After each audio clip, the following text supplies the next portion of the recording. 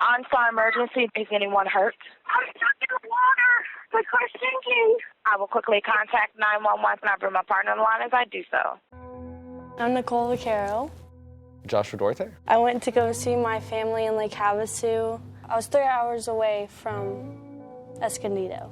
I was coming home and hit a dirt bank. I looked out the window and water was filling up in my car. It was like totally like panic mode.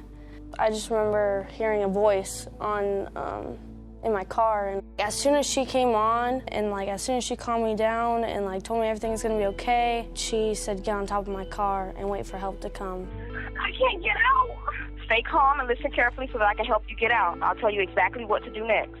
I felt like someone was there with me and I wasn't by myself. After the accident, we placed a call to OnStar, and I just wanted to, figure out who she talked to, because I just wanted to get a hold of that advisor and just thank her. Thank you. You're welcome. You're welcome. It's moments like these that remind me that what I do has an impact. I am emotional just as happy because I'm glad that she is okay and that she is here.